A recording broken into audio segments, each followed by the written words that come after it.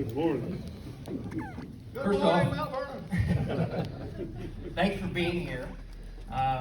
So about 3 weeks ago, our guest gave me a call and said, hey, we're coming through the district. We're going to be in St. Louis, but we're going to Indiana. We know we're driving right through your district. Is there something you'd like to put together?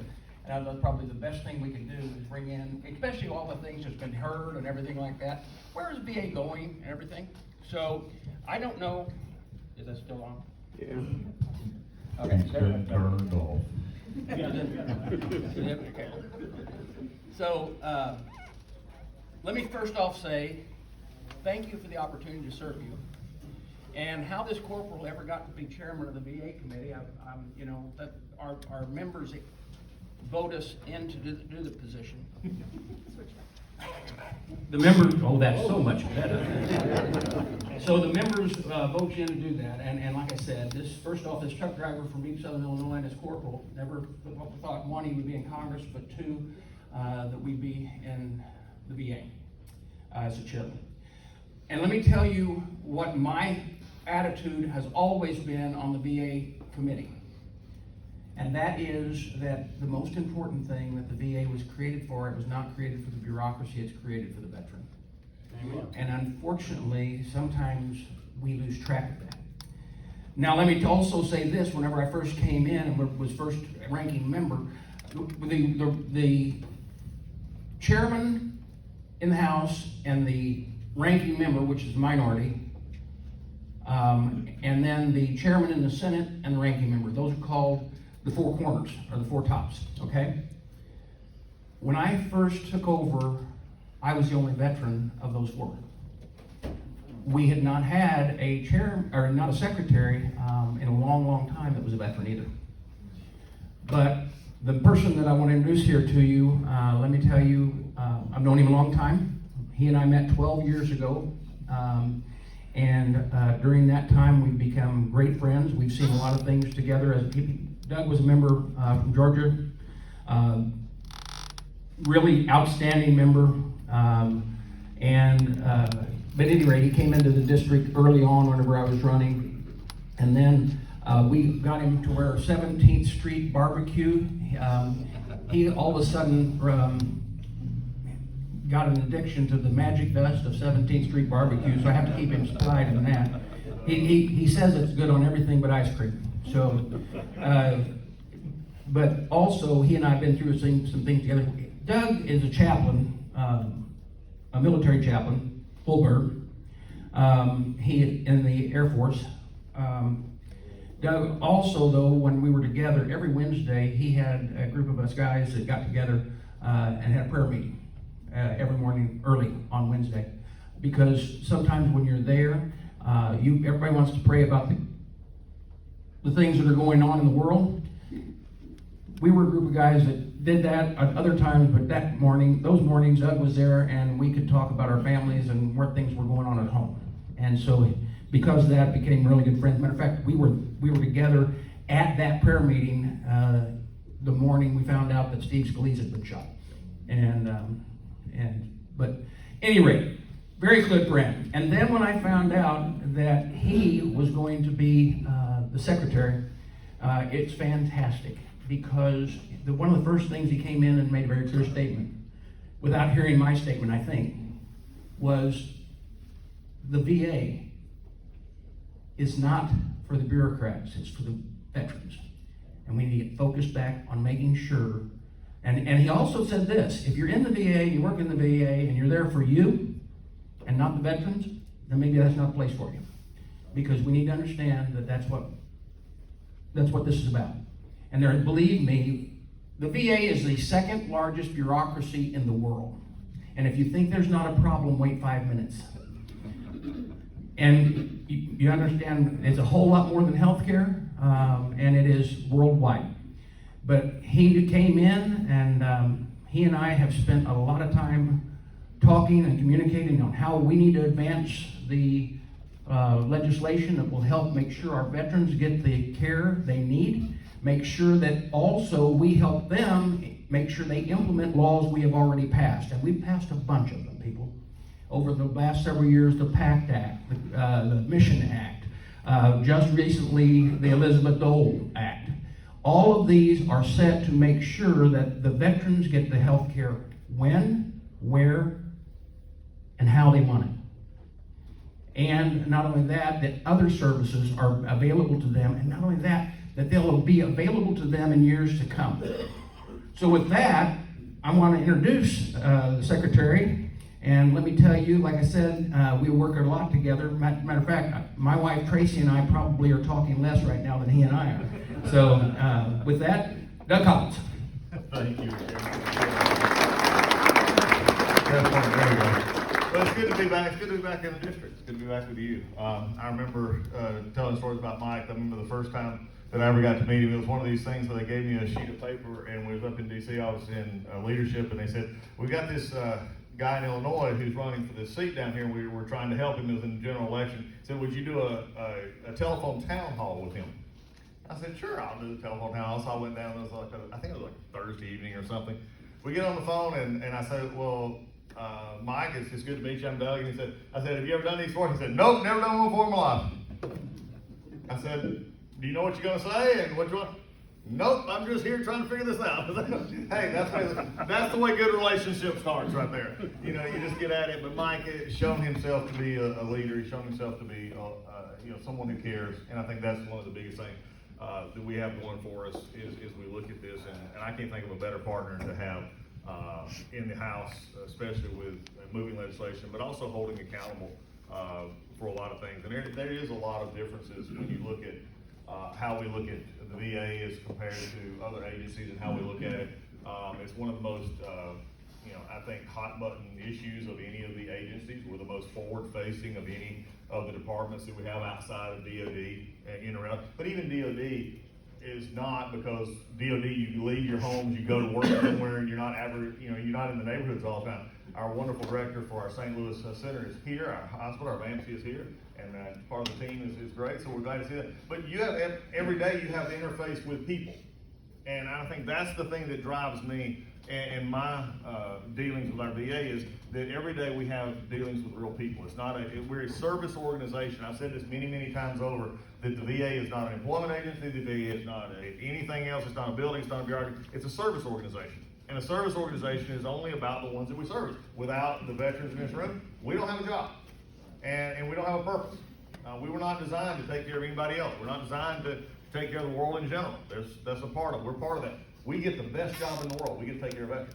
And it's not just our health care, it's our benefit side that we have, and also our cemeteries as well. A lot of people, our third business line is our cemeteries, and most people don't remember that that's what we do. Have over 130 cemeteries that we take care of all across the country. The only ones that we really don't have is Arlington and another one. So we have all the ones that you've seen and around here as well that I was with just yesterday looking at it. So when you think about the vastness of the organization and some of the questions I look forward to getting to today, currently as it stands, contrary to popular opinion, we've not destroyed the VA, we've not fired everybody, and the place is not working on robots. I've got great people that we saw yesterday over in St. Louis that have been really good. But we have approximately right now, as we speak, about between 468,000 employees in the VA.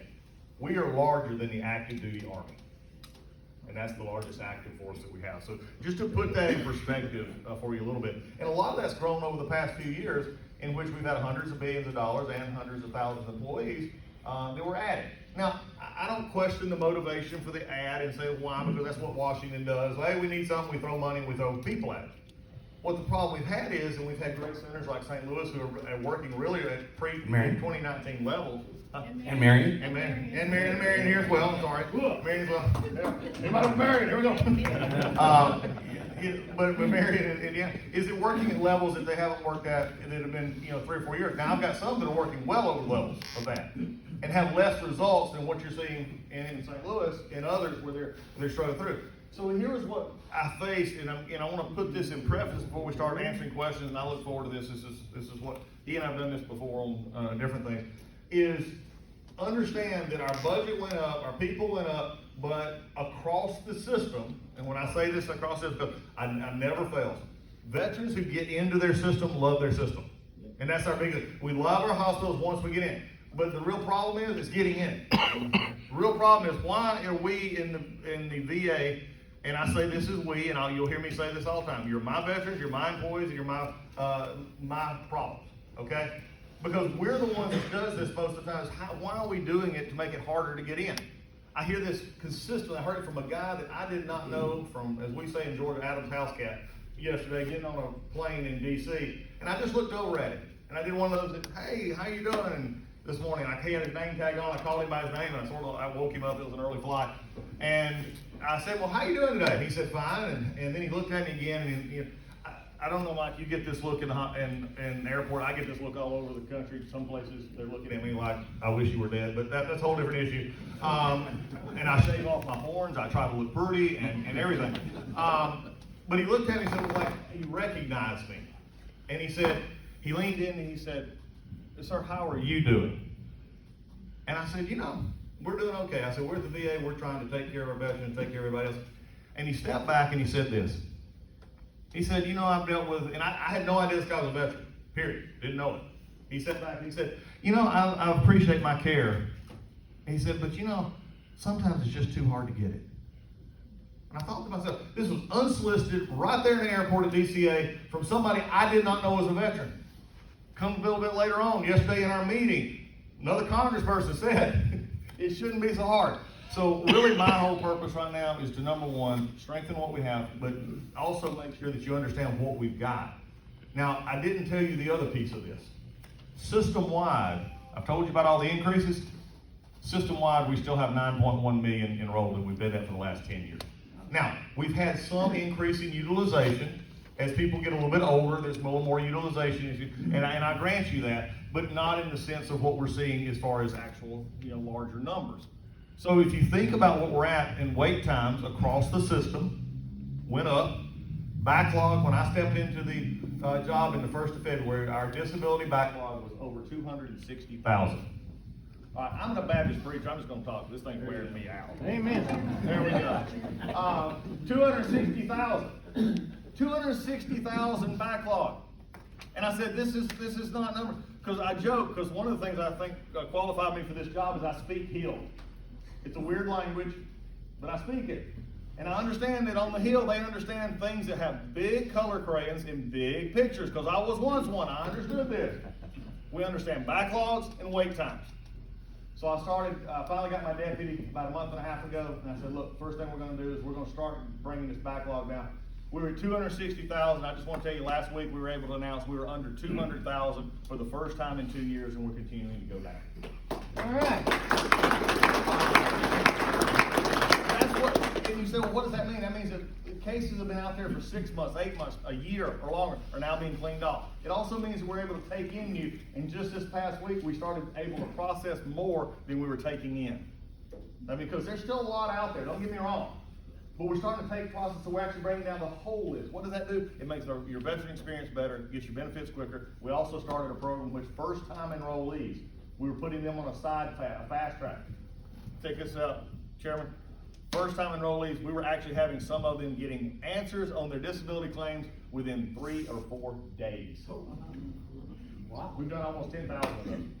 So this is the kind of thing, and all it took, really from us, is I have a philosophy. What gets measured gets done. What gets measured gets done, and what you emphasize gets done. Well, my emphasis is one thing, veterans, period. How do we fix that? How do we work that? And then I'm sure there'll be a lot of questions about everything that you've read about how terrible I am and how bad everything is and how bad the president and I are destroying a lot of things with workforce and everything else. You have to understand, we have an organization that needs to be looked at, that needs to be saying, are we spending our tax dollars efficiently, and are we fulfilling our mission? And if we're not doing those two things, then we need to make adjustments to do that. And I've got great employees at the VA, I've got great directors at these two that are here, that are going to do that because they get the drill. But all I want to tell you here today is no matter what you're hearing, no matter what you've got, I'm here to make sure that the veteran gets the best experience that they can. Because if they don't get the best experience they can, then we're failing on what I tell the groups all the time. We've got to remember, and there's some folks out there, Mike, you've run across them, that say, why are we doing all this for, veterans, and they talk about the expenditures. I said, look, I'm just going to stop you real quick. I said, we do this because, number one, the statute, the law says we're supposed to. But number two, don't you ever tell me we're giving something to a veteran. They earned everything that they get. Amen.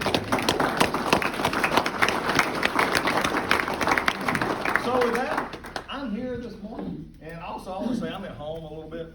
I'm an old Troopers kid from North Georgia.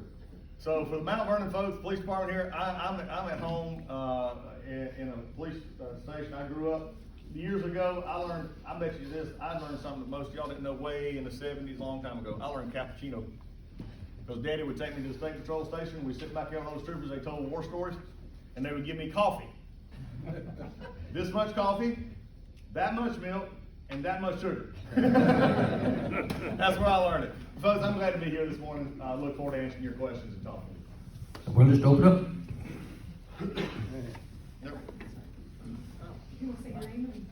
Hi, I'm Mark Wilson. I'm a former mayor in a small town in southern Illinois. I haven't been in military, but part of a military family all my life. My father retired from the Air Force after 20 years. My brother was in the Army, then the National Guard. And I can definitely tell how the VA has evolved since my dad retired back in 1975 and since he passed. But back then it was a nightmare. So much so that he sought private care. My brother, on the other hand, he passed away in 2023. And my experience with the VA has been with St. Louis, John Cochran. And I cannot thank Mike Bost enough for all the work that he has done to help bring the VA to a better place. I had the biggest fear. My brother ended up getting MRSA in his cervical spine in his neck from a bad infection. He had his neck fused from an injury when he jumped out of a helicopter, and it penetrated the membrane in his spinal cord and caused him to become a quadriplegic. And we had taken him, originally I had him go to St. Elizabeth's in Belleville because I didn't trust the VA. You know, just from my experience with my father, and I was like, no, you don't want to go there. They sent him home because they felt he just had a neck strain. They sent him home with muscle relaxers and pain pills. 2 days later, he could hardly move. So we had him taken to the John Cochran VA. And within 6 hours, they advised us that he had a bad infection in his neck. Within 12 hours, his diaphragm shut down, and they had to do life-saving measures. The doctors were unbelievable. The staff was unbelievable. The treatment was unbelievable. And we could not find one thing wrong that the VA did. I mean, I've got 2 aunts that are nurses. They teach nursing at Southwestern Illinois College. They couldn't find anything wrong. They said, wow, this place is perfect. So, accolades to you guys. The only 2 things that are on my mind was, so my brother, his only option was to live out the rest of his life as a quadriplegic because it penetrated his spine. They did save his life. They did everything they could, but the damage was done. We were trying to get him into clinical trials. There were clinical trials out there where they remove nerves from the shoulder and they can bypass the damaged area in the neck to at least give him hope and promise that he could regain some mobility. But the VA, their policies would not allow the clinical trials. And I begged and pleaded because I was like, if it fails, what does it matter? Because he's in a vegetative state. I mean, if you can only imagine being able to hear, see, feel everything in your head, but not being able to scratch an itch. You know, it really touches me. And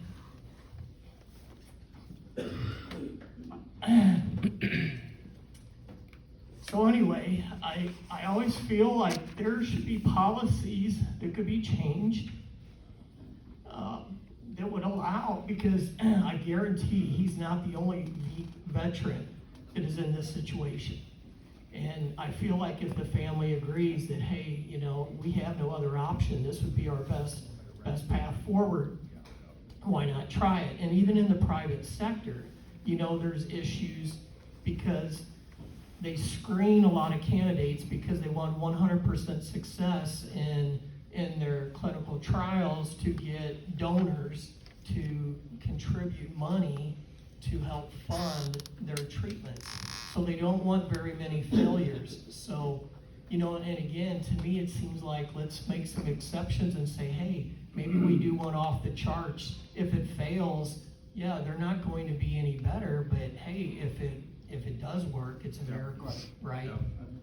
I think the biggest, one of the things we found out just recently is, you got a question? Well, that was the one question, and the other question was a long-term care acute facility. So the VA would not allow him to stay there, and I remember my brother, he was just crying. He didn't want to leave because the care was so good. We ended up taking him to Kendrick South, near Mercy South. That was an entire nightmare. I mean, we were just trying to scrape to get back to the VA. Then we ended up going to Select Specialty over in St. Charles, and then it was like 9 months later, they ended up transferring him to an area in Highland, Chicago, near Highland, Chicago, and that's where he passed. Yeah. Let me hit the second first, and then we'll get to the other.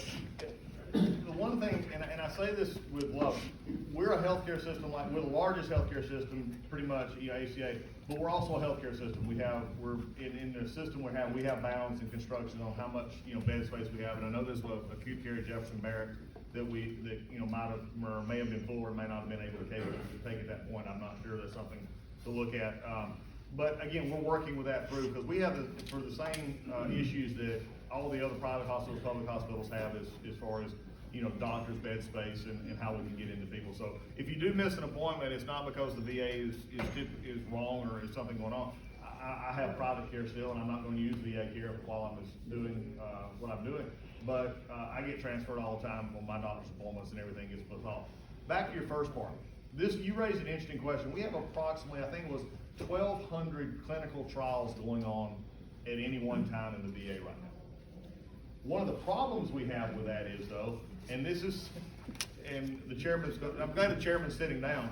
I found out several things I didn't know when I got there. There's a lot of things I didn't know, but we're just finding it out every day about how I've learned. One, we don't have a centralized management system of our clinical trials.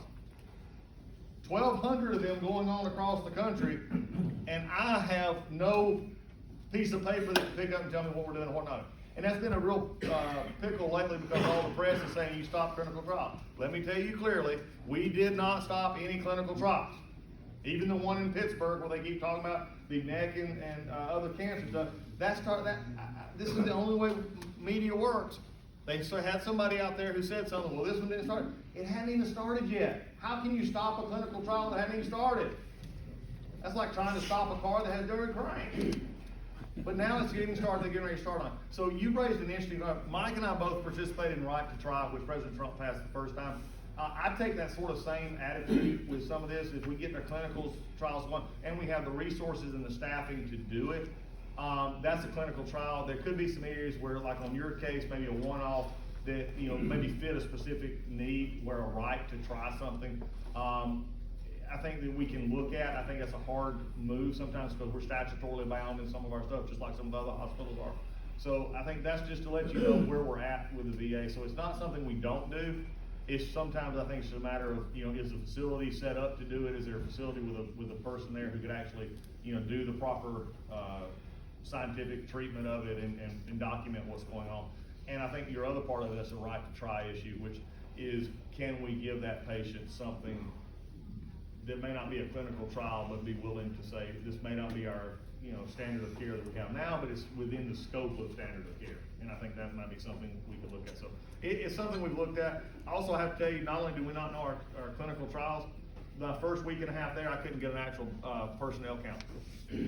My HR system was so broken, I could not get an actual personnel count of what we have. So we're cleaning that up. We're getting it there. But I'm so much for your brother, and I'm sorry about that. But I'm also glad that they did exactly what they were supposed to do, and that's give the best care possible. One thing you did bring up, and it's important to understand, when he went to figure it out on the personnel, that was because where we were supposed to have one unified pay system and everybody's on it, all of a sudden you had how many? We had over half our employees were not part of the unified pay system. Because it was, in fact, that was the other thing is, and look, I'm one of those that come in and say, I don't know, I know where we've been, and I can talk about where we've been, I'm gonna give you the facts about where we've been. I'm not gonna cast dispersion or blame on how I got there. I'm just gonna say it was an attitude that I'm not gonna tolerate. And that is, it was supposed to have been consolidated a long time ago. They went to, our personnel person asked, how many employees did we pay last week? They said 230,000. I said, 230,000? Where's everybody else getting paid from? Did we just give them the DOD or something? You know, I was making a joke. And honestly, what happened was we still had facilities that were still have their own payroll system. It was already supposed to have been done, you know, that just never happened, so we're now consolidating that back. You know, so we can actually just have better control, that actually take things off of hospitals, take things off of some of our other sides to do it. So this is just, you know, some of the things we find. I'm not attesting bad motives, I'm just attesting to a large organization that, if not properly, you know, asked questions, overlooked at, can also get off track sometimes. Mike Gunner, I don't know if it's on or not. Okay, Mike Gunner, I'm out of the VFW in Marion, and Secretary Collins, Chairman Bost, I want to thank you guys for being here. Each of you have a unique responsibility and an opportunity to solidify this government's commitment to the veteran community.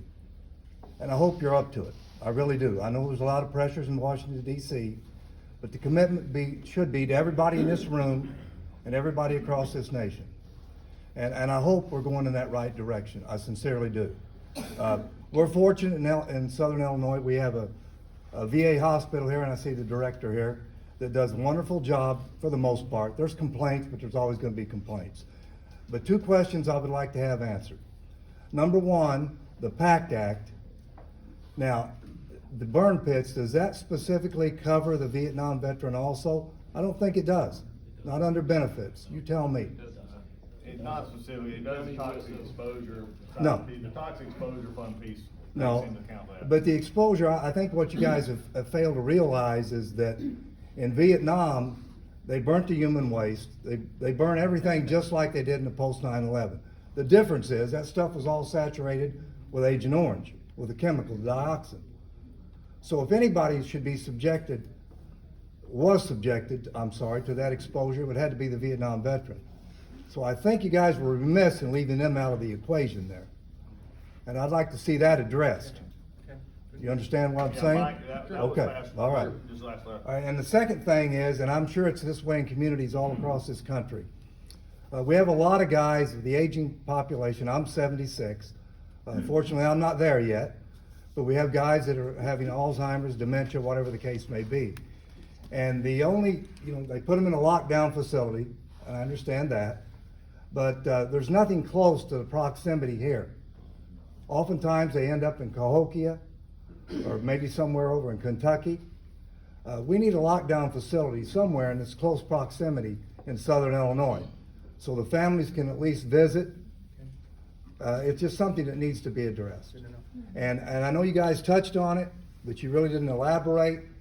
If they cut 80,000 employees, and that's what we're seeing and that's what we're hearing, if 80,000 employees are cut, that's 15% of the workforce. How is it going to still function after that? And thank you guys again for being here. I appreciate that. Let me say this, and then I'm going to turn it over to Doug, because I want him to answer that question, because we have dealt with this now for ever since you came in, right? First off, the actual number of employees for VA is 477,000. Right. Now, I will let the secretary explain in great detail. Once again, let me say the things I know, and then I'm going to throw it over to him. Because we heard, they're going to cut, there's this inside memo, Let me say, one, we got the president's budget request, and to reduce staffing, if the staff is not necessary, is not wrong, okay? If they're not part of the mission, okay? Let me also say that the president's budget request and the secretary's budget request came in, and it was a 5% increase. doesn't sound like to me where the idea and intent also from the Secretary, and I've said this all over the place, very clear. No veterans services are going to be reduced, lost in any way, shape, or form. But if you believe that the second largest bureaucracy in the world doesn't have waste, fraud, and abuse that we need to be looking at, let me tell you this. Remember, each one of you veterans are also taxpayers. And you want your taxes to go in a way that helps the veteran the way it's supposed to be, not feeds a bureaucracy. And with that, I'll let the Secretary talk. I'll take the rest of that question. How about that? No, I appreciate your question. And especially, let's just address the elephant in the room at the end.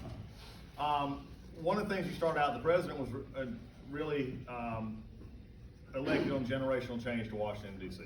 He was elected in saying we're going to change D.C., we're going to change how it works, we're going to change the process, especially from a workforce development, from also how we spend.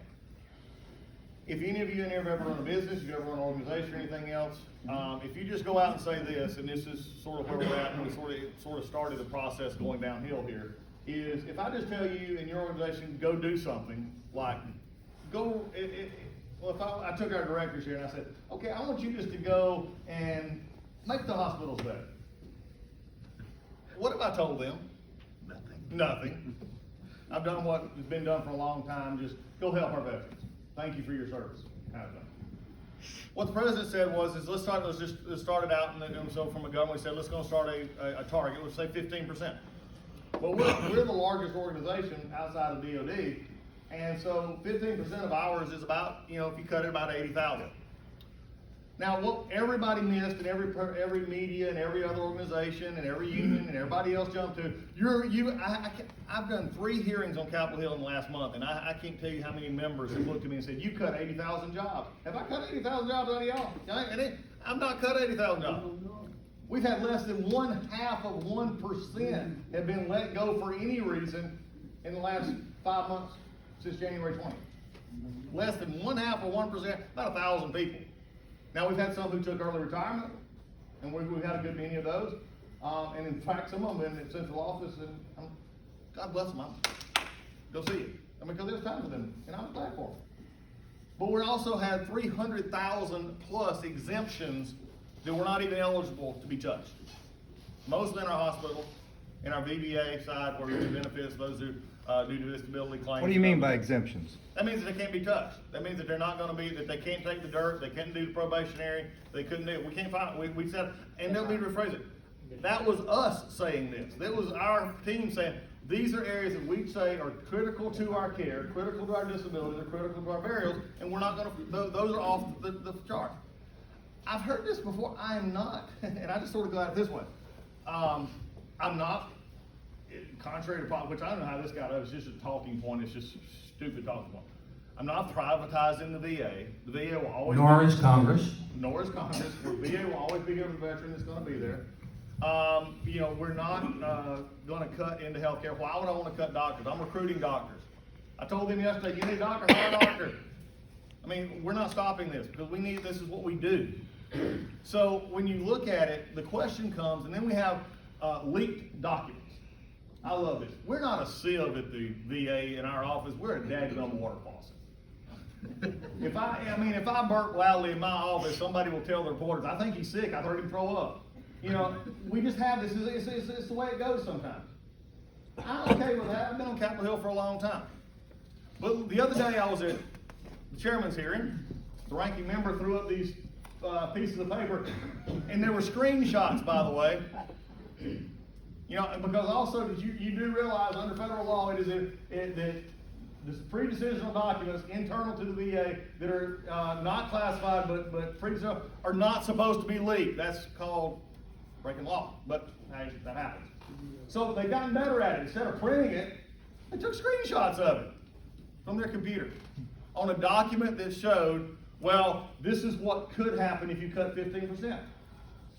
Again, I go back to this, and I want to take this very slow on this answer, though. I want you to understand me.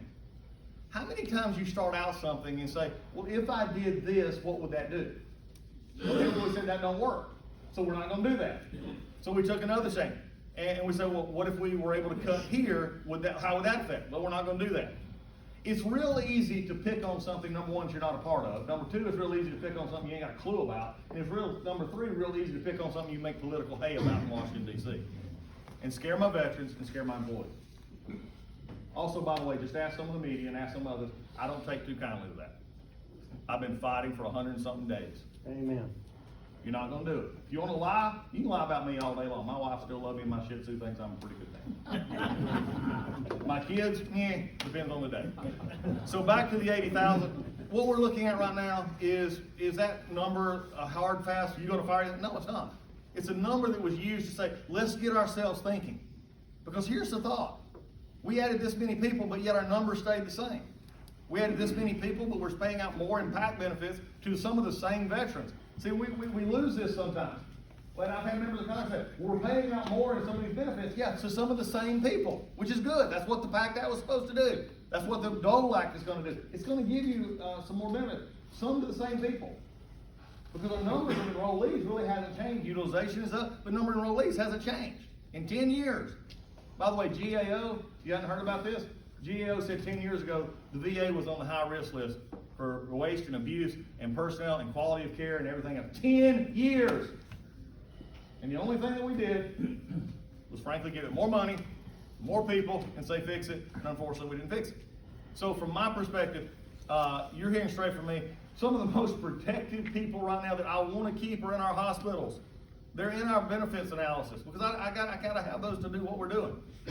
Now, what I don't possibly need is several hundred, almost 1,000 employees who do duplicative jobs in things such as contracting, payroll, and HR.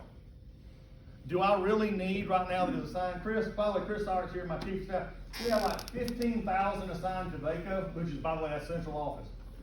In which area? 15,000, that's what that number was that assigned to the central office. That's correct. Central office, last time I checked, you worked there. I didn't see a patient come through the central office. I didn't see a disability claim person come through the central office. There's some good folks, great people, but you know what? I'm also looking at areas in where we've expanded rapidly, and maybe it's time, and I just say this with love to my directors and everybody else, maybe it's time we got some management levels in some other areas in which we put doctors and nurses back to the hospitals and the clinics instead of doing as much paperwork as they have.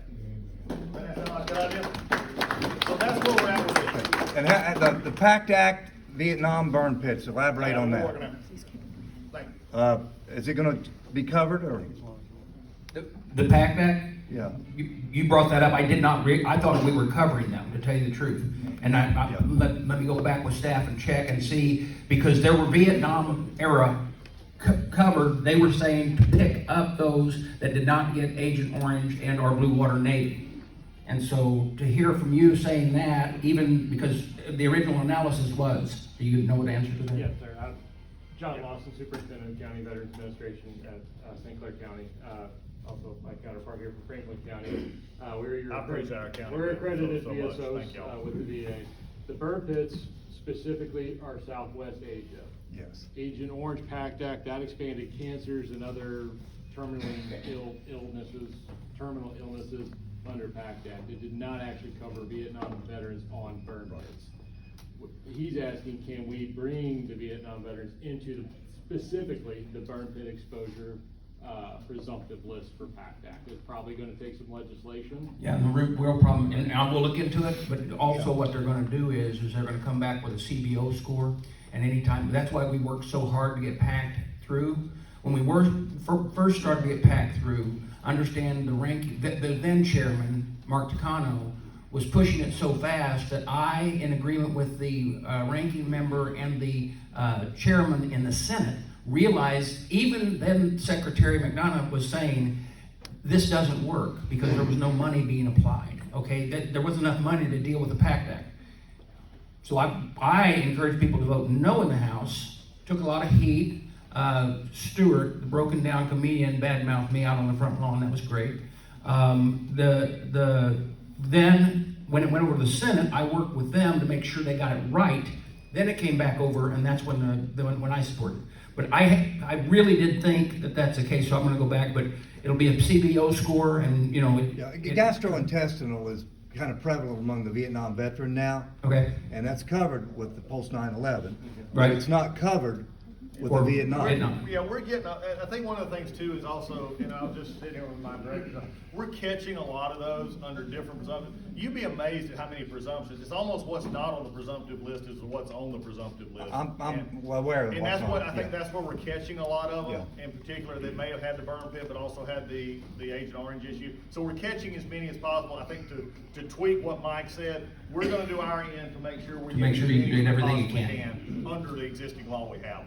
But again, county executive, our state folks, and our VSOs here, thank you so much for what you're doing. You're helping out, and we appreciate that as well. So again, I think some of us, and also, I've told our director, I've told our VBA, so we default to the side of the veteran now.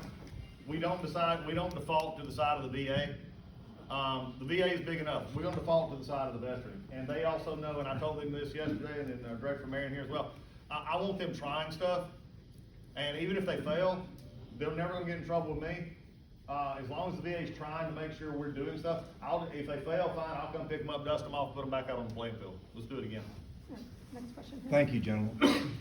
Thank you. My name is Don Hoagland. I'm the commander for the Disabled American Veterans. I want to thank you both for being here today and taking time out of your day. I want to, real quick, I'm on a time limit, but I want to thank our Marion VA and Director Sage for all that he does for our veterans in the Southern Illinois area. We talked earlier about we want to see growth in the VA. I can attest that we have growth in the VA at the Marion. They have increased their numbers over the past few years. I don't know the exact number. I think it's 7%. So 7% over the last few years. So maybe they're a model for what we should look at over there. But that being said, hopefully I hear what you're saying about keeping the qualified staff. I know that we need more employees at the Marion VA instead of less. So hopefully we'll keep that great facility and in St. Louis. But to cut it down to short, dental. When are we gonna get dental for all of our veterans? Dental is such a important part of your health care. If you don't eat, your health falls apart. So that is the only one that I'm aware of that all veterans don't have access to. So I'll sit down and let you answer that. Thank you. Yep. That would be up to Yep. Congress, and, as I said before, we would move forward with it. There are people that are trying to expand it. Once again, CBO, and that's a Congressional Budget Office, okay? While we're still trying, because you have to have a pay for it, okay? And then when you get the number back from CBO does not, they don't do your books like you do them at your house, okay? Even though something might save you money, and I'll give you this, I believe in healthcare. If you do dentistry, you're gonna cure a lot of other health problems, but you try to explain that to CBO, they're just gonna put the overhead on what it costs here, but not what the long-term savings would be, okay? And we're seeing that with just about everything. Of course, members of Congress, whether present, past, or future, will come to realize that CBO is a thorn. But as we move forward, we'll try to do it. I know, and I can place the argument, but the problem is to try to find the offset. And when you try to find offsets, understand that, and let me tell you this, I've had veterans look and say, this is the price of war. I don't disagree with you, okay? I don't disagree that our government should then afford that after the battle's over, there is a cost, okay? And we have to be able to pay for it.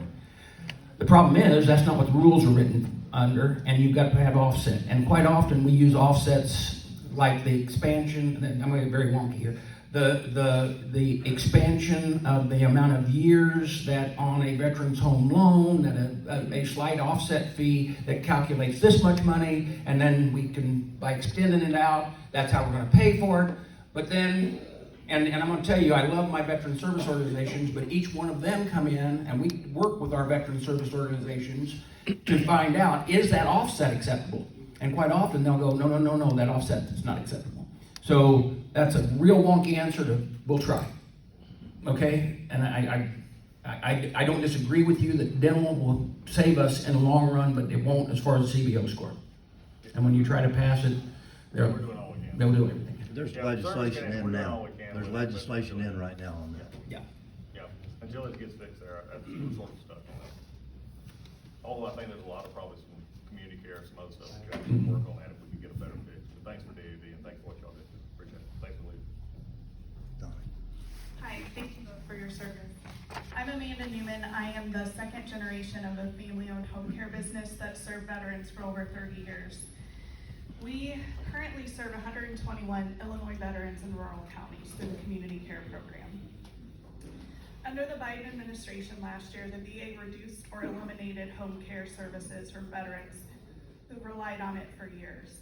Additionally, they changed from the bundled payment model to per visit, which has resulted in providers having to discontinue services, because especially when veterans live in rural areas and we're only paid in 15-minute increments for our time in the home at a reduced rate from what Medicare pays, frankly, we can't afford it. So we've had to make some tough decisions for vets that we've served, sometimes for decades. So this is resulting in more veterans going without care. So what I'd like to ask is, what do you plan to do to get the VA more in line with the Mission Act to shore up home care under the community care program? And how can I work as a provider to help you, to provide you information for what our veterans are experiencing on the ground, to help you to make the VA great again? I'll take that. Well, the biggest thing is, first off, is working through, getting information, getting it to my staff and getting the staff around here. The real world experience. The big thing is, number one, Mission Act is, and this is gonna be something that is very frustrating. It was very frustrating to me because I actually voted on the Mission Act. I was there when the Mission Act passed. I was actually there when choice was done. I go way back on a lot of this stuff, but we were trying to get it after we got through. We were able to get some of the Mission Act started in the first, few years, and then frankly, it was put on, I'm just going to be blunt, it was put on the shelf, the last few years. I've got actual documentation that showed from central office the encouragement to overbook, do whatever it takes to keep veterans in the VA. In complete contradiction to the law. Okay, and I've talked to Mike about this. We got some other stuff that we're going to be bringing more out in the future on that.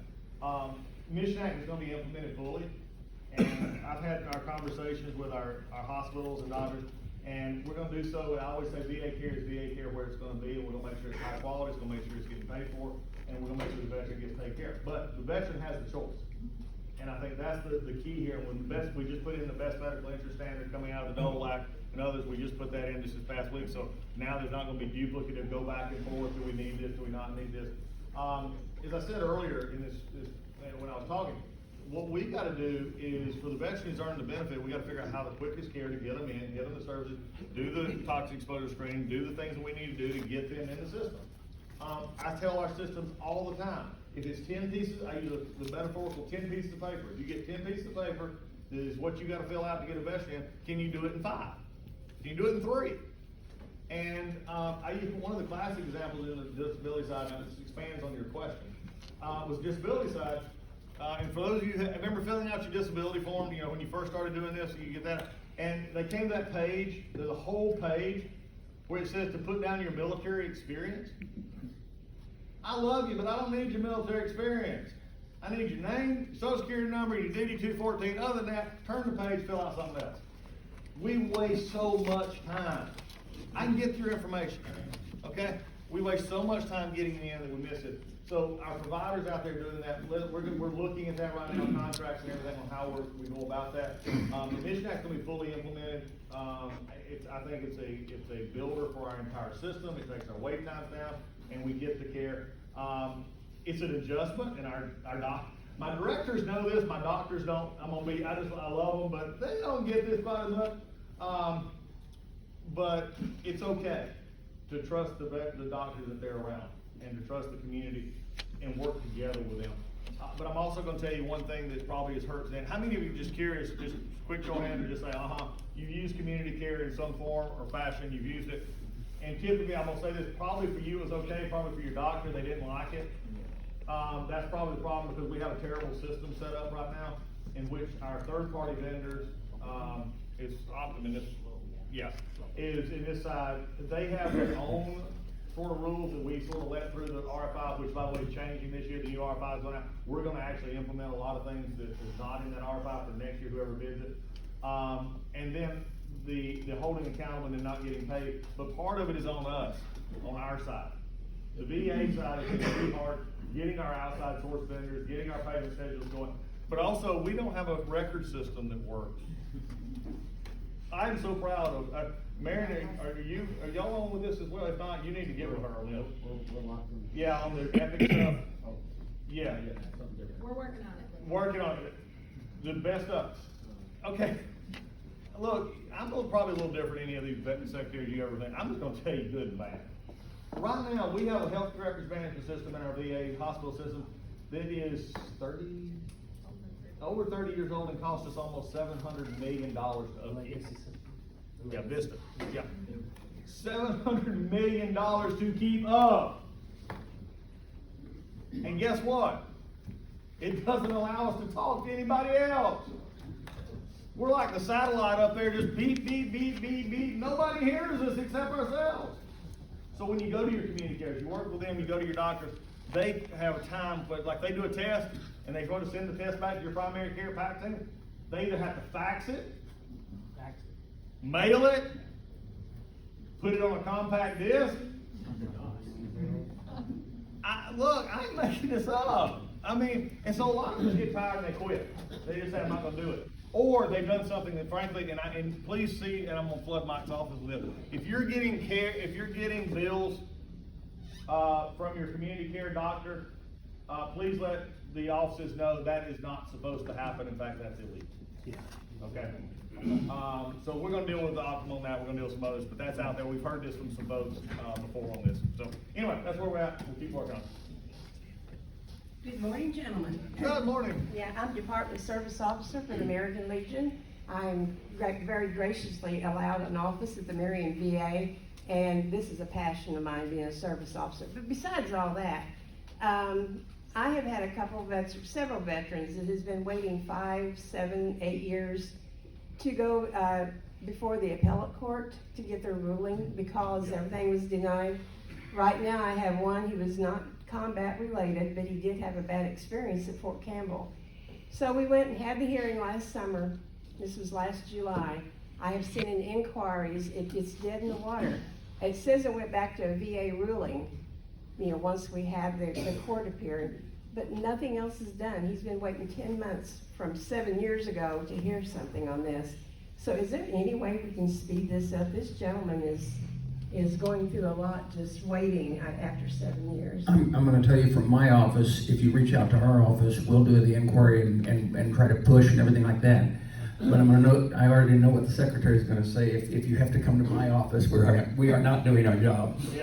Yeah. I've actually told, and I got some funny looks at this. Some of the first hospitals I've visited, some of the first places. If you have to call Mike's office, VA failed. Okay, I'm just, and I don't mean that because we got bad people. I love my boys, but honestly, where else do you go? And you call the congressman and tell him you got bad service. We should be taking care of that on the front end. Okay, but you just opened up as a lawyer. I'm also a chaplain and a lawyer, so I have a MDiv and a law degree. I have a Grayson Law working here. I am just completely astonished at how bad our board and our appeals courts process sometimes is, okay? Some of it also too, and I'm also gonna be, as we're a family here, I'm gonna also open this up. Sometimes we're having appeals made on cases that probably shouldn't be made appeals on, and they're clogging the system because others get involved in the system. I'll never not allow a veteran to do whatever they need to do, but please hear me, and you're hearing the veterans here, if you have somebody that just wants to ag you along because you can get better, sometimes it may not be what you're looking for and it clogs up the system. I'm gonna speak about the board for a second before we get to the Court of Appeals side here. The board, here was an interesting issue. And most of you have already heard this. If you get denied from your first disability claim, you can appeal to the board. Okay, there's about a 20% roughly appeal on the board. Here's what was happening though. At the board, they were overturning 80% of those. Now, also, by the way, I don't believe a remand is actually a decision. I think a remand is a cop-out, personally. But the board and I will discuss that as we go forward.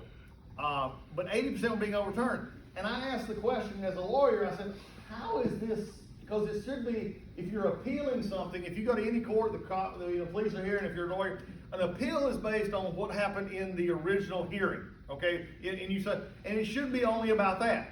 What we're finding out that the board was using a completely different standard.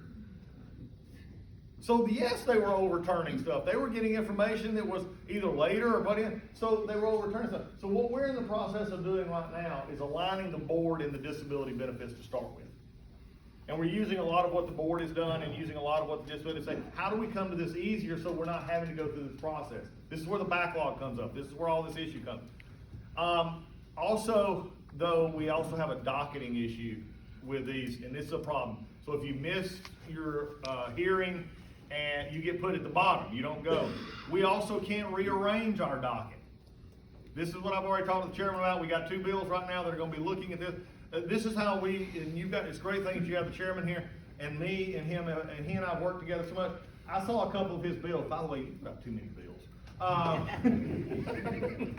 He's got a lot of folks on his committee that like bills. So we see them all beforehand. And I was going through the bills, and being from the Hill, I was reading one of them, and they were wanting to redo some of this core stuff. And I said, this ain't what we need. This don't. So I picked up the phone, and again, it's, what do you want, Doug? And I said, I've got 2 bills here that let me help rewrite that will actually fix some of this Court of Appeal stuff with docketing and everything else to get it done quicker. And that's what's happened. We're rewriting those bills to get it done. We don't have a rocket docket.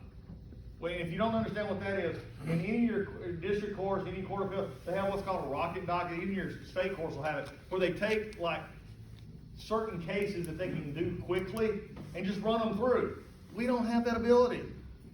So that we're working on it, but thank you for that. Get that, but do that case and let me hear from Mike on that. I mean, if it's at the appeals court, it'll be a little harder, but we'll see.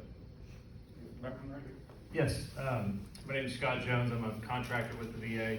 I've been to St. Louis, Marion. I was at debate last week in Houston, so kind of go all over. You are right, internally, I was at debate last week, they are growing, adding more surgeons. I work mostly with podiatry, orthopedics, pain management. Internally, using Epic as a system definitely expedites the process on getting veterans what they need. The biggest thing that I run into as a third party is with community care. I've been doing this since back when I had hair like y'all. I've noticed that, but I noticed that in all seriousness, things that used to take with community care, you send in a request for service. A veteran typically gets that if it's an urgent request within 1 to 2 weeks. Typically for what I do, we have to get it before their surgery so we can home deliver it to them, show them how to use it. So that they're ensured that I'm taking opioids after surgery. And so what we're seeing now at a lot of VAs is with community care, if it's internally, it works great. If it's with community care, there's times where I was in Nashville a couple weeks ago, veterans aren't getting anything until 10 to 12 weeks post-op. So at that point, they don't even need our services, and God forbid, what do they have been using for their 10 to 12 weeks in recovery? Yeah. So from a community care standpoint, is there a way, or what is kind of being done? I know you talk a lot, I've heard you on podcasts as well talk about community care. So the biggest thing is that veterans were used to getting things in 1 to 2 weeks, are now taking up to 12 weeks. So, and the biggest thing we want to push is obviously not getting hooked on those opioids after surgery. Yeah, and part of that is really coming down to the fact of how we deal with our side of it, community care and direct care, okay? And we're undergoing right now, I'm supposed to get in the next 2 weeks, I'm getting our first community care report, which I think is going to be lovingly a big bang, so to speak, into our side of this house. But I'm not holding also, one of the things that is true, I don't hold TriWest and Optum out as we work for them. No, they work for me. And there's been a big change in the last few years that they felt like they could just sort of, as the middle people in the provider system, especially to the patients, that they just sort of went on their own. Some of it their fault, some of it our fault. But we're going to correct that and get it back where we get quicker care, quicker to our vendors, quicker to the folks that they need it, because your aftercare is important. Otherwise, they're going to right back end up in the hospital and spend more money. So that's really where I'm looking at, is fixing these contracts. These were the next time they go out, they're going to have a lot more, I think, stringent requirements that we're going to have for them and how they deal with their providers network and how they pay. And so I hopefully that'll get better, and it'll also cut down the time from our hospitals to our, and the patient getting what they need. So it's something that's big on our list.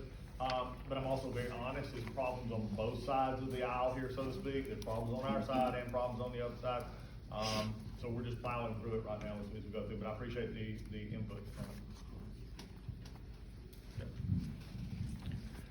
Good morning, gentlemen. My name is Mark Patterson. I'm with the Illinois Department of Veterans Affairs, and I oversee the Veteran Service Officers for the state VSOs. So it's a very, very good pleasure to meet you guys. This is kind of about vision, and I'm going to try to tie all these together for time's sake. But we're in the process of looking at a customized program that we're going to need to replace an internal program for submitting claims. It would be very beneficial nationwide if we had like a whitelisted process where we entered our claims through your system instead of us developing or purchasing a shelf claims processing program. The information's going to you anyway. We might as well give it to you so that you can use it in any way that you want to as soon as you receive it. Also helps us nationally train to a standard. So maybe that would also speed up our processing. And it would also allow states and processors to concentrate their funds into outreach so that we can get more veterans going instead of purchasing programs. So I'll leave it. Yeah, no, I think what you're saying, have you ever heard the saying that if you've been to one VA, you've been to them all? Aside from other things, that's the biggest lie that I've ever heard in my life. I've been to enough of them now that I know that they're not the same. And we've experienced this. This is standardization, especially of my veterans in the room. Were you given a choice when you first entered and went to boot camp? Were you given a choice on how you wanted to march? Well, I think I want to do it this way. Yeah. No, I want to do it this way. No, I mean, I have 170 hospitals. I love them all, but they're not independent hospitals. They're VA hospitals. And as long as I'm going to be here, as long as I can, we're going to start acting like a VA period system. And disability benefits are going to be the same way. I had a veteran just the other day, a double amputee, tell me that he was getting one treatment and one area of, it was an outside actual vendor prosthetic that he was getting in Salt Lake. Moved to Hampton Roads. Hampton Roads says the VA doesn't do that. He looked at him, I was just at Salt Lake, look at the record. Well, we don't do that. That's got to stop. Okay, we're one system. We duplicate too much stuff. So we got to be one system that's standardized, that helps our benefits get in, help our system-wide, so that you do walk in to a VA and you see the difference. But if you talk about vision, here's my vision. I want you to walk into our VAMSs, and I want you to be, as a veteran, I want you to be greeted, treated, and respected. I want our VAMSs to speak your language. I want our VAMSs to understand that our doctors, if you're going to work for the VA, you're going to understand what a fob is. You're going to understand what it means to be in a burn pit. You're going to understand it. Most of them do, but some of them don't. So we're going to get to the point where we only have one folks we cater to. It's veterans. That's it. We don't have the problem of everybody in healthcare. We have only our veterans. We're going to give them actually a choice. One of the things that I found out, again, I cannot emphasize this enough, our health records management system, which started about 6 years ago, which we've wasted about $14 billion on. The first 6 were all allowed to do it on their own.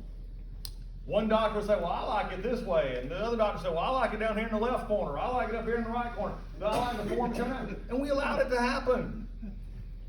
Now, 6 systems don't really work well. They don't really even talk to each other. Put lives in danger when it first came on, and we would almost, like I said, $14 billion, and our systems aren't there. We got hospitals who are begging for it, who are ready for it, getting ready for it. But standardization is something that's got to happen. I am about efficiency, standardization, and getting it done. I don't believe, it's hard for me to imagine that I have to explain that in a VA system that takes care of veterans. A Marine is a Marine, an Air Force is Air Force. I mean, look, we got standardization. You should find it in the VA as well. So that's where we're at. Yep. Mike, you're running. One more over there, and then I think we'll have time for one more over here. Okay. Good morning. First, I'd like to start off with a statement. Congressman Bost, his wife Tracy, and the entire family just flat out good people. And by him saying you're a good man, you instantly have credibility in my mind and throughout this community. Thank God you mentioned Tracy, that's all I need. He's got one at Lisa and least Tracy are good. He's got one at least too. Okay, my name's Dave Lloyd. I served 40 years in the military. My son's West Point, his wife's West Point, my daughter's military, my wife's military. My wife is a VA nurse on top of being military. So our family is very sensitive to all things VA. We all use the services. And one concern that my wife wanted me to voice is recently with the changes of teleworkers being asked to work in the offices now. In the past, especially on 3-day weekends, community care, a lot of times they'd be given overtime the Friday before or the day after to address all these veterans that are trying to get services, trying to get released from hospitals and things of that nature. Because they are now working in offices, they are now constricted to just a 9 to 5. They can no longer work overtime, which my wife doesn't care about that. But now there's a number of veterans that are being stuck in this system where they're not getting services until after the weekend. And a lot of times it's starting to snowball over and over and over. So she asked me to address that to you, that because of the telework now being forced to go to the offices, there are some fallout, some real fallout. And some of these veterans, they're critical. They need some immediate services. All right, I'm not, I appreciate you bringing it up, we'll talk offline, I don't discuss, one thing, just for protection of both areas, I don't talk about personnel and out like this, but I will say this, that's not what's supposed to be happening. I don't think it is happening. Some it's just been miscommunicated. This is one of the areas I'm having trouble with, and I'm gonna be just brutally honest here. And we do have this issue sometimes of what I call malicious compliance. That means we follow the letter, so to speak, as we interpret it, and we know that it might not be right, but if we want to change something, it's like I sort of describe it this way. It's like raising someone and saying, okay, I need you to be quiet here, and then they're quiet the rest of the day. No, it's not what I said. So we're going to work with this, and especially the back to work issue and telework issue was long overdue. COVID was over, and there's ways to address a lot of the stuff we have. And I've heard this before, and some of you may have heard this. It's not this particular case, but I wanted you to hear this from me. If a worker is brought back, and we've had basically false reports, but it's out there in the media, so everybody believes it. I don't understand why anymore, but people still do. That people were put back in, and they were not able to work in protected areas. They were not, being able to protect the information. Let me just hear it straight from me. I'm the secretary. If they are working in that condition, then their supervisor is at fault, because that is not what the rule said. The rule said that you will come back in an environment that is appropriate to the job happening. And if they come in and they're not, then we need to know about it. And because that's the supervisory issue, because that's not what they're supposed to come back in. What we have found many times, though, is when it's been talked about, is it's not true. Now, overtime issue, different issue.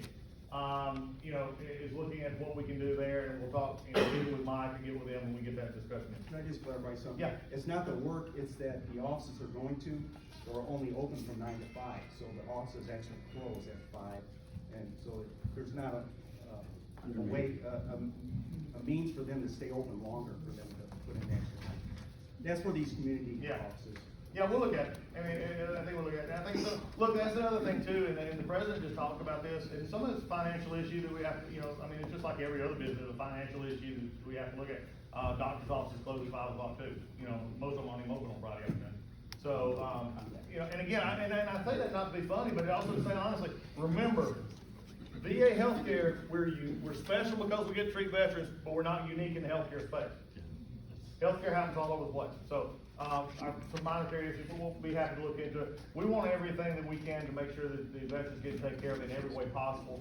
And, again, we run that through as we go forward. But also one of the things the president just signed in an email recently is that we're going to be looking at hours of operation, times, and those are things we're going to look at. So I went to a couple of our folks in our vet centers and also some of the others and said, what's your hours? And some of our vet centers, actually some of our greatest folks that work, longer. Some of our hospitals, some of our things. I was in a hospital recently out on the West Coast, and we were having a question, is why are you closing some of your clinics at 4 o'clock or 5 o'clock? You got new GWAT veterans who are coming in there working until 5 o'clock. Can't we do a 6 o'clock or 7 o'clock? You know, just switch. And they so, and look, I'm an old Baptist preacher. The worst thing that you ever want to hear coming out of my folks' mouth is we've never done it that way before. That's the first step toward irrelevance. Okay? And so, you know, I got this answer, and they would say, well, you know, we hadn't done it, but fortunately this director out there had said, no. And so they started scheduling differently. And I know this is, my doctors and all are sensitive to this. We're actually going to add the amount of scheduling time. Instead of 2 an hour, we're going to look at 4 an hour. We're going to look at other issues. They're still going to get the treatment. You're still going to get your time in front of your doctor. But we're also going to be able to see more people. And I know that may be hard. And with some, but look, we're going to work with it to make sure we get our veterans taken care of. But at the end of the day, I'm going to finish where we start. The VA is a service organization. End of statement. Period. Done. That's all we are. We just happen to expect health benefits and barriers. Our NCA is some of our, I don't mean this to be funny, but they're our quietest department. I rarely hear a lot about, you know, what's going on, but they always come to me with great things, but they have a motto. And Mike, I think this is going to become the motto for all of us at the VA, always. And what they say is we have one chance to get it right. At the VA, under my leadership, I hope that the motto will be, whenever I'm gone or wherever I'm done, you'll look back at the VA, and the motto will be going forward is we have one chance to get it right. One chance to make sure we take care of our veterans. One chance to serve you. And it's my honor to do that. Thank y'all so much. Appreciate it. All right, last question right here. Thank you very much. Appreciate you coming. My name's Clarence Wright. I'm just a Vietnam veteran and I'm affiliated. I got Pat Carricker over here as my VSO, and I've also been talking to TJ in your office. And I've got, right now, I'm getting the checks for someone else's children, 3 children. I'm getting a check, a benefit check added to mine every month. And this has happened since when? January? December, and I wonder, you know, if they don't notify me, I have to go to Pat's office, I never get any mail, notify, I got this deposit in my account. I said, where'd this money come from? Almost $5,000. Deposited in my checking account. And it was back pay for these kids, 3 kids there, not mine, and I've never heard of it. And they finally sent me a letter, I had to go to Pat to get that. And she has been helping to try to figure it out, and so has TJ in your office. Yeah, please don't keep it. Any answers, they never send, why can't they send me or any other veteran what they're doing? Yeah, Mike, get that to me. I get Yeah. stuff. Yeah, just great. TJ's actually got it to your office, I believe. Yeah, we did. So, through our liaison. So. Thank you for allowing me to, I know you got a question back here, you helped see Mike somebody over time, but I want to say this. Let me just ask you, for anybody that doesn't believe the GAO report, for 10 years of this kind of stuff, thank you for being my example. I just brought show and tell to Mount Vernon. And it's not the only one. But I will say this, is the VA a perfect organization? No. Will we ever be a perfect organization? No. There is not a perfect organization, in my humble opinion, outside of that. Okay? But what we can do is we can do better. What we can do is get up every morning, work with great folks like Mike Bost, who you are privileged to have as your congressman. And we can try every day to get it better. All I ask is this. If you're not sure where the VA is heading, then I ask you to do something. Some of you have Facebook, some of you have Instagram, some of you have Twitter, some of you have whatever, some of you just watch the news. I've tried to be one of the most transparent secretaries that there's been, in the sense that I will go on any show, I'll go on any place, and I will talk about what we're doing. And I'll talk about the lies that's being told, and I call them lies, because that's what they are. But we're needed. I'm going to tell you we need to get help, just like I've done today. There's areas we need to work on. But also I'm going to tell you this. You're not going to scare my vets. You're not going to scare my employees. And you're not going to lie about us. The day of kicking around the VA is over. Because we're going to try and get it right. I'm going to tell Congress the same thing. I've been telling Congress the same thing. Mike calls me afterwards and says, what did you say? It's not my problem anymore. I love them. I served with them. But we're not going to do what we've been doing. Because at the end of the day, it's about you guys. I appreciate you guys a bunch. Thanks, Mike. And I want to say thank you to the Secretary for coming by and on his way across. And I want to say thank you to all of you. Serving you is, as I said early on, the honor of a lifetime, and then serving you as veterans, like I said, as this corporal, look, the VA is created for the veterans. we gotta make sure, and I believe the secretary and myself, we're working together to try to achieve that. And it's not always gonna be perfect, but we gotta try to work to make it as the best it can be. So, thank you all for being here.